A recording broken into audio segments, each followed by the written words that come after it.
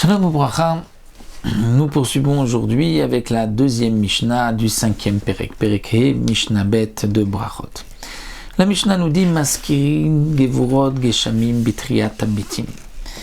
À quel endroit dans la Tfila nous allons mentionner Mashiv Arwah Morid Geshem, que Akadosh Baruch Hu fait souffler le vent et fait tomber la pluie. Le Tana nous dit c'est dans la prière de la bracha de Triat Hametim. Triat Hametim, c'est Ata Gibor, la deuxième bracha de la Hamida, du Shmoneh Esrei, qui se termine par Baruch Ata Hashem Chaye Hametim. Et donc c'est dans cette bracha que l'on va mentionner Mashiv Arwah Morid Geshem, les Gvurot, les forces des pluies, parce que les pluies tombent avec force, comme nous dit la Gemara. Et les pluies montrent la force d'Akadosh Baruch Hu, comme on a des psukim. Donc, on va dire cette demande, cette louange plutôt de Gvurot Geshamim dans la bracha de Mechaye Hametim.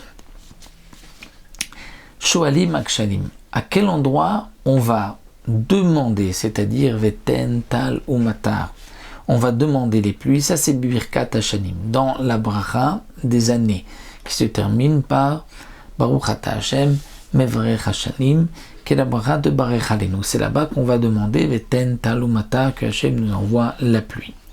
La Havdalah, Ata Chonantanu, c'est Bechonen Adat, dans la bracha de Chonen Adat, la première des brachot intermédiaires, puisque la Hamida est divisée en trois parties. Il y a les trois premières, les 12 intermédiaires, 13 intermédiaires avec la Malchinim, et les trois dernières. Au début, on va louer Akadosh Baruch Hu, ensuite lui demander ce que l'on a besoin, et ensuite le remercier. Modim, on le remercie. Donc, la Havdalah se fait Bechonen Adat, dans la première des brachot intermédiaires. Pourquoi ? Parce que c'est la première des brachot d'un jour de semaine. Le Shabbat, on fait les trois premières et les trois dernières, et il y a une bracha intermédiaire qui est différente de la Mida de toute la semaine. Donc, lorsqu'on commence la semaine avec la première bracha qui est une bracha de Chol, c'est là qu'on va intercaler la Havdalah. Dans le Yerushalmi, rapporte le Barthénoura, il y a une autre raison, c'est que on demande le Da'at, l'intelligence. Et s'il n'y a pas d'intelligence, on ne peut pas faire la différence entre le Shabbat et les autres jours de semaine. Donc c'est pour cela qu'on va intercaler la Havdalah dans Chonen Adat. Rabbi Akiva n'est pas du même avis. Rabbi Akiva nous dit Omra bracha rivit bifnei atzma. On le dira une bracha, une quatrième bracha à part. C'est-à-dire pour Rabbi Akiva, on fera une bracha de la Havdalah qui se terminera Baruch Ata Hashem Mavdil Ben Kodesh Lechol dans la Hamida même.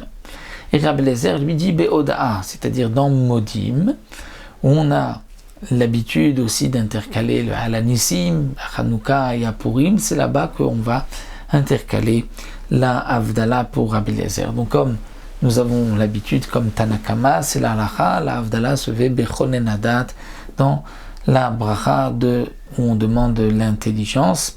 Et donc la vie de Rabbi Akiva et de Rabbi Eliezer ne sont pas retenues la halacha.